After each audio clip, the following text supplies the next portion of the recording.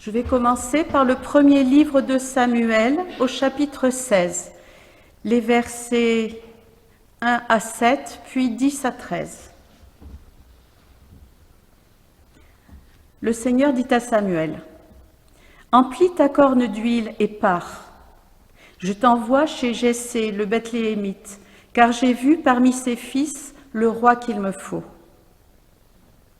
Samuel dit, « Comment puis-je y aller? Si Saül l'apprend, il me tuera. » Le Seigneur dit, « Tu prendras avec toi une génisse et tu diras, « Je viens pour offrir un sacrifice au Seigneur. » À l'occasion du sacrifice, tu inviteras Jessé. Alors je te ferai savoir moi-même ce que tu dois faire. Tu donneras pour moi l'onction à celui que je t'indiquerai. »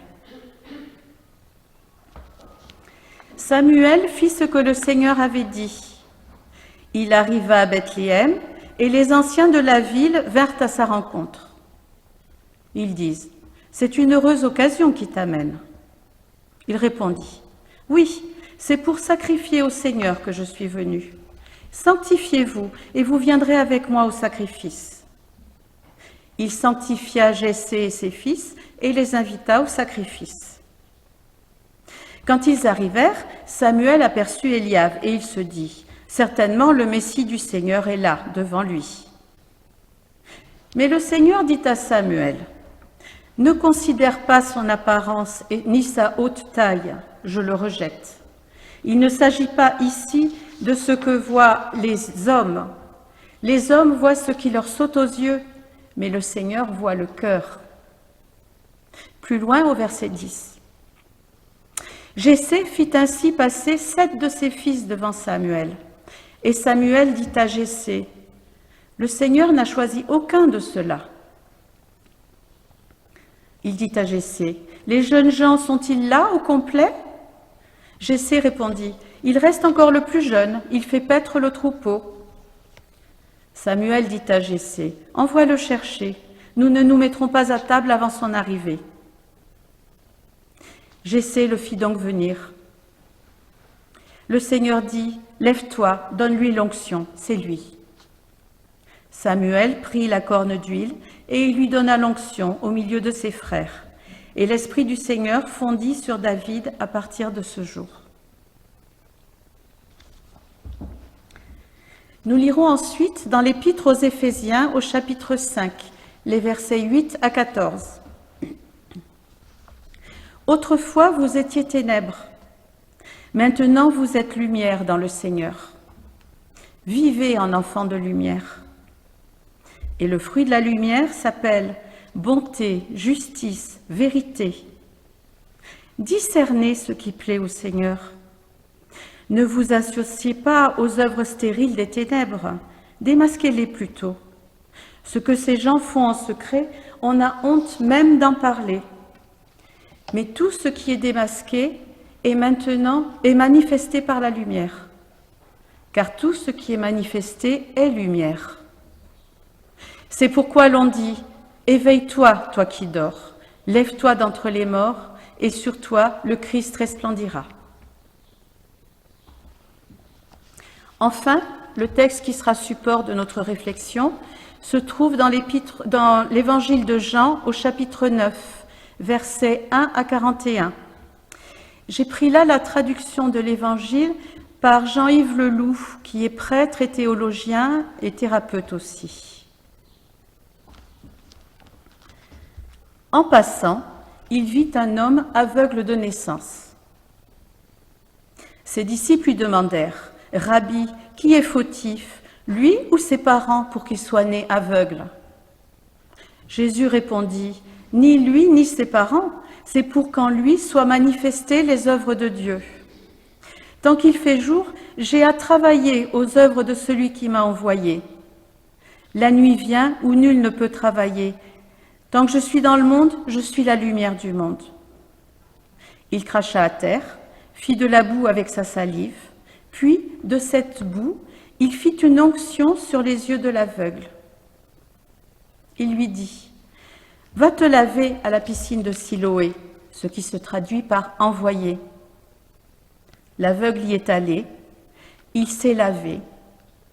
À son retour, il voyait. Ses voisins et les gens habitués à le voir mendier dirent alors, « N'est-ce pas lui qui se tenait toujours là, le mendiant ?» Les uns disaient, « C'est lui. » Non, disaient les autres, il lui ressemble. Mais lui disait, « C'est bien moi. » Ils lui dirent alors, « Comment tes yeux se sont-ils ouverts ?» Il répondit, « Celui qu'on appelle Jésus a fait de la boue, il m'en a enduit les yeux et il m'a dit, « Va te laver à Siloé. » J'y suis allé, je me suis lavé, mes yeux voient. Ils lui dirent, « Où est-il » Il répondit, « Je n'en sais rien. » On amène aux pharisiens l'ancien aveugle. Or, le jour où Jésus avait fait de la boue et lui avait ouvert les yeux était un jour de sabbat. Les pharisiens l'interrogèrent donc pour savoir comment il avait retrouvé la vue. Il leur dit, « Il m'a mis de la boue sur les yeux, je me suis lavé, je vois. » Certains parmi les pharisiens disaient, « Cet homme ne vient pas de Dieu puisqu'il ne respecte pas le sabbat. » D'autres disaient, « Comment un pécheur pourrait-il accomplir de tels signes ?» Ils étaient divisés. De nouveau, ils s'adressèrent à l'aveugle. « Et toi, que dis-tu de lui? Que dis-tu de celui qui t'a ouvert les yeux ?» L'homme répondit, « C'est un prophète. » Les autorités juives, cependant, ne voulaient pas croire que cet homme ait été aveugle et qu'il voie tant qu'il n'aurait pas rencontré ses parents. Ils leur demandèrent, « Cet homme est bien votre fils, dont vous dites qu'il est né aveugle? Comment se fait-il qu'il voit maintenant ?» Ses parents répondirent, « Nous savons que c'est notre fils et qu'il est né aveugle, mais comme il voit maintenant, nous ne le savons pas, ni qui lui a ouvert les yeux. Il est assez grand, il peut s'expliquer lui-même. » C'est par crainte des autorités juives que ses parents parlèrent ainsi, celles-ci ayant décidé d'exclure de la synagogue quiconque reconnaîtrait Jésus comme le Messie. C'est pour cette raison que ses parents avaient dit « Il est assez grand, interrogez-le ». Ils le convoquèrent une seconde fois et lui dirent « Rends gloire à Dieu, nous savons que cet homme est un imposteur. » Il répondit « Si c'est un imposteur, je n'en sais rien. Ce que je sais, j'étais aveugle et maintenant je vois. » Ils lui dirent « Qu'est-ce qu'il t'a fait? Comment se sont ouverts tes yeux ?» Il leur répondit « Je vous l'ai déjà dit, vous n'écoutez pas. Pourquoi voulez-vous m'entendre encore une fois? Voulez-vous devenir ses disciples ?» Ils l'injurièrent.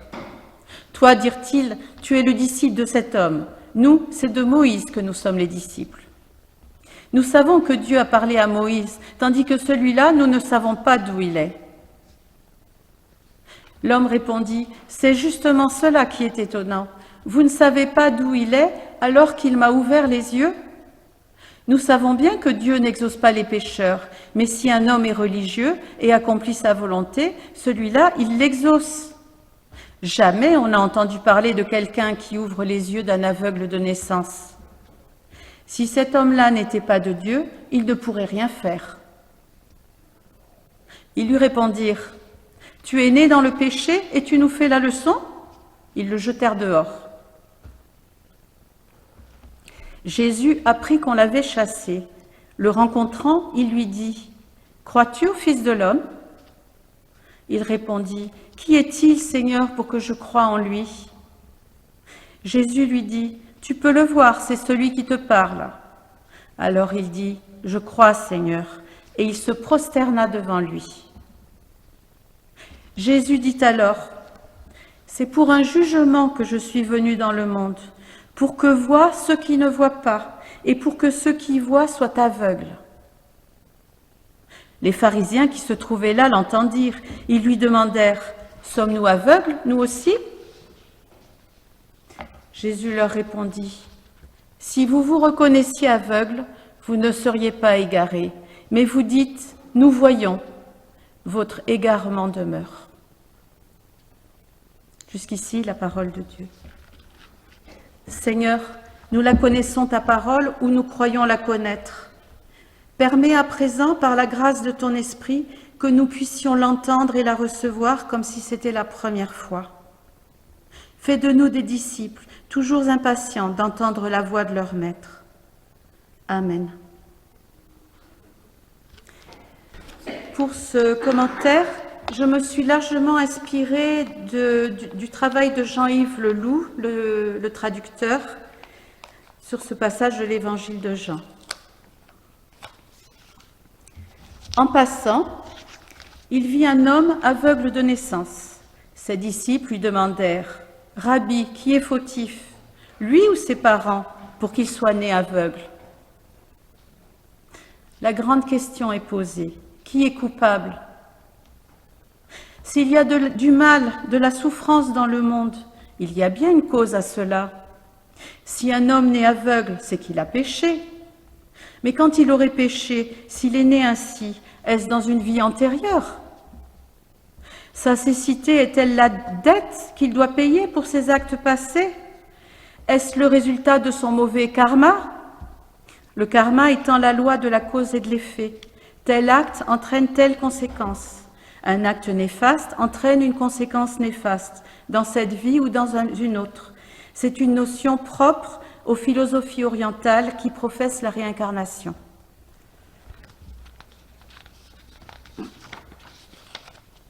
Est-ce la faute de ses parents? De leur code génétique ou des actes répréhensibles qu'ils auraient pu commettre? Dieu ne laisse aucun crime impuni, comme nous le rappelle le chapitre 34 d'Exode. Le Seigneur, Dieu miséricordieux et bienveillant, lent à la colère, plein de fidélité et de loyauté, qui reste fidèle à des milliers de générations, qui supporte la faute, la révolte et le péché, mais sans rien laisser passer, qui poursuit la faute des pères chez les fils et les petits-fils sur 3 ou 4 générations. On se souvient aussi des amis de Job. Si celui-ci a perdu ses terres, ses enfants, sa santé, il y est évidemment pour quelque chose. Qu'il examine sa conscience, il y trouvera certainement quelques fautes cachées. La question des disciples est donc légitime. Qui a péché? Quelle est la cause du mal?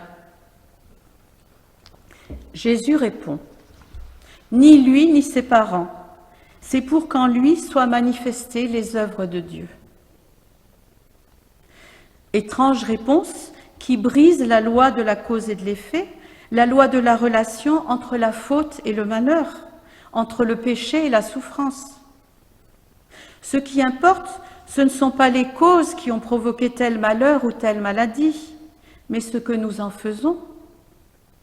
Les disciples regardaient vers la cause. Jésus tourne leur regard vers le but. Il affirme la possibilité que nous avons de faire de l'épreuve une occasion de manifester l'œuvre de Dieu, c'est-à-dire de ne plus la subir comme un destin impitoyable, mais comme la chance d'un passage vers un au-delà de la cause et de l'effet, un au-delà du monde et de la pensée rationnelle. Il veut ainsi déraciner en nous l'esprit d'accusation, l'esprit mauvais que l'Apocalypse appelle l'accusateur de nos frères, l'esprit qui cherche toujours un coupable. Pourquoi suis-je comme cela? C'est de ma faute, c'est la faute de mes parents, c'est la faute de la société, de la nature. Jésus dit, ne cherchez plus, ne perdez pas votre temps, vous ne connaîtrez pas la cause du mal. Regardez, acceptez ce qui est. Faites-en une occasion de grandir, de manifester l'action créatrice en vous.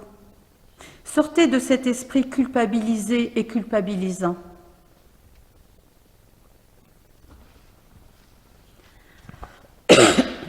Je suis la lumière du monde, ajoute Jésus, verset 5. Hors des enchaînements de la cause et de l'effet, il est une lumière. C'est à cette lumière qu'il s'agit avant tout de s'éveiller. Jésus est venu pour que l'homme soit en plénitude et pour qu'il connaisse la lumière, au-dedans et au-dehors. Il cracha à terre, fit de la boue avec sa salive, puis de cette boue, il fit une onction sur les yeux de l'aveugle. Jésus, dans ce geste, nous rappelle la jeunesse de l'homme, Adam, le terreux, né de la poussière et du souffle divin. Il nous rappelle que tout homme est né aveugle de naissance, que la matière par elle-même ne voit rien, ne connaît rien, si elle n'est pas animée par l'esprit, le souffle du vivant. L'homme est poussière et il retournera à la poussière. Qu'est-ce qui, dans la poussière, est capable de voir la lumière? Et il fit de cette boue une onction. De cette condition humaine où se mêlent la poussière et le souffle, cette condition pour le moins embourbée, boueuse, Jésus fait une onction, une bénédiction. L'aveugle devient loin de Dieu. Comme David, qui n'était pas, à vue humaine, le choix premier de Samuel. D'autant plus que David est le plus jeune de la fratrie, ce qui est peu attendu dans une civilisation qui donne l'autorité aux anciens. David, comme l'aveugle, sont rencontrés dans leur vie quotidienne par Samuel et par Jésus de la part de Dieu. C'est une grâce. Ils n'ont pas mérité cette onction. C'est toujours un grand étonnement pour moi de voir que Dieu fait parfois ainsi irruption dans nos vies, alors que, pris dans notre train-train quotidien, nous sommes parfois bien loin de penser à lui.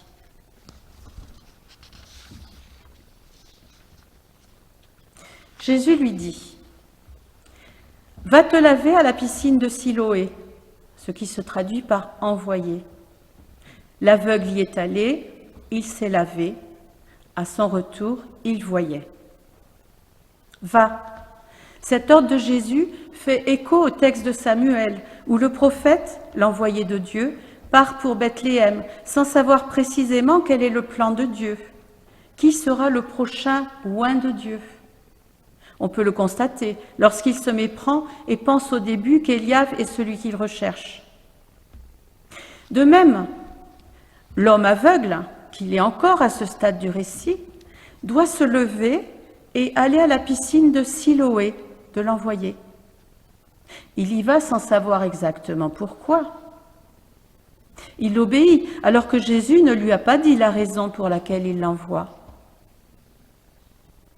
Cela nous rappelle aussi le psaume 84 que nous avons lu dans la partie louange de la liturgie. En effet, le verset 6. « Heureux l'homme qui trouve chez toi sa force, de bon cœur il se met en route. » Dans le même ordre d'idées, lorsque le verset 8 du chapitre 5 de l'Épître aux Éphésiens nous enjoint de « vivre en enfant de lumière », Chouraki traduit par « marcher en enfant de lumière ». C'est précisément cette mise en route qui est décisive. C'est le premier acte d'obéissance. Certains pourront dire aujourd'hui que Jésus savait utiliser les vertus miraculeuses de l'eau et de l'argile et que c'était un bon thérapeute. Ce texte nous rappelle que la guérison physique est aussi utilisée par Jésus comme signe de la guérison spirituelle.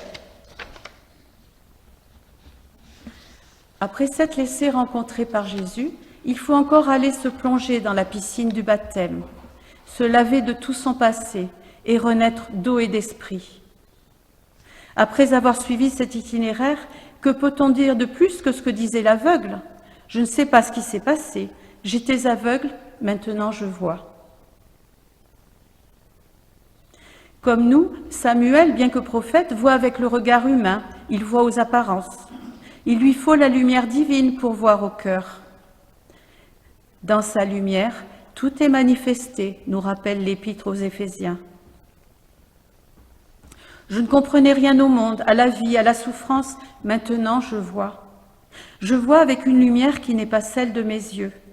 Le sens qui m'a été révélé n'est pas une explication ou une justification, parce qu'à une raison, on pourra toujours opposer une autre raison. Le monde n'a pas changé, et pourtant rien n'est plus pareil.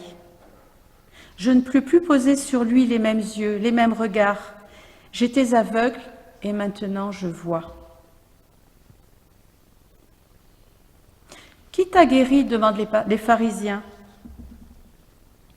Les autorités juives, les pharisiens d'hier et d'aujourd'hui, disent « ce n'est pas possible, on ne peut pas être aveugle et voir ».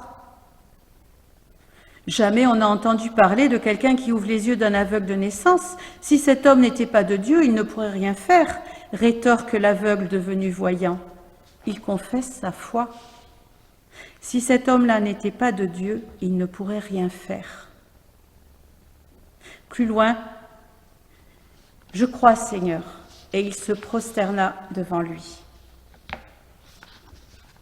Il confesse ainsi que ce qui lui a été révélé à travers Jésus ne vient pas de la chair et du sang, mais de celui qui est la vie. On peut opposer cette confession de foi à la façon dont ses parents évitent de répondre lorsqu'ils sont interrogés par les autorités religieuses. Il connaît probablement lui aussi l'interdiction de reconnaître Jésus comme l'envoyé de Dieu, le prophète, le Messie. Mais l'expérience qu'il a vécue lui permet de dépasser les règles instituées dans le cadre de la religion formelle. Il est sorti de ce cadre pour entrer dans une relation personnelle avec Dieu, avec l'Esprit de vie. Jésus dit alors au verset 39, « C'est pour un jugement que je suis venu dans le monde, pour que voient ceux qui ne voient pas, et pour que ceux qui voient soient aveuglés. » Puis au verset 41, « Si vous vous reconnaissiez aveugle, vous ne seriez pas égarés. Mais vous dites, nous voyons, votre égarement demeure. » Le commencement de la sagesse, c'est de reconnaître son ignorance, son aveuglement. Dire qu'on voit l'invisible est un non-sens. Le propre de l'invisible est de ne pas se voir. Le propre de Dieu est d'être au-delà de ce que nous pouvons appréhender. Ce n'est que Dieu seul qui peut connaître Dieu. Il n'est pas visible à vue humaine. Et c'est là le drame des pharisiens. Ils pensent qu'il suffit de lire la loi, de la commenter, de l'appliquer pour connaître Dieu. Alors que le but de la loi est de nous faire prendre conscience de notre impuissance, de notre ignorance, mais de façon non désespérée, car c'est lorsque je suis faible que je suis fort, comme le dit l'apôtre Paul dans la seconde lettre aux Corinthiens. Je ne m'appuie plus sur moi-même, mes petits pouvoirs, mes grandes subtilités. Je m'appuie sur la fondation vertigineuse de mon être, sur la puissance incréée qui fait les yeux et donne la lumière. Être aveugle, c'est être enfermé en soi, dans ses certitudes, ses règles. Égarement tragique de l'autosuffisance, l'eau, même la plus pure, coupée de sa source, ne tardera pas à croupir. Les yeux, même les plus vifs, les plus perçants, ne verront rien s'ils ne se baignent dans la lumière. La loi, au lieu d'ouvrir leurs yeux sur leur condition de pécheurs, enferme les pharisiens dans des règles qui les détournent de la lumière. C'est le fait que Jésus guérisse l'aveugle un jour de sabbat qui les empêche de le reconnaître comme Messie. Quelle ironie! De plus, le fait que Jésus s'adresse à ceux que la société bien pensante a rejetés, marginalisés, les gens de mauvaise vie ou de mauvaise réputation, rend inaudible son message pour ceux qui pensent être du bon côté et ne voient pas la nécessité de se remettre en question. Notons le verset 34. « Tu es né dans le péché et tu nous fais la leçon ?»